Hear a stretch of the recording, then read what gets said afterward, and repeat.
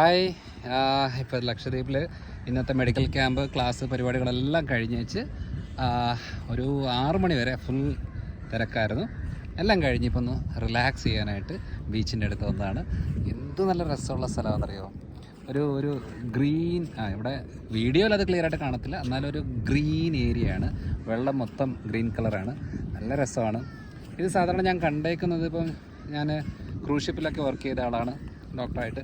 അപ്പോൾ അവിടെ ഞാൻ ഈ മെക്സിക്കോ സ്ഥലങ്ങളിലൊക്കെ പോകുമ്പോൾ ഇതേപോലത്തെ ഒരു അറ്റ്മോസ്ഫിയറാണ്. ലക്ഷദ്വീപ് എന്ത് രസമുള്ള സ്ഥലമാണ്.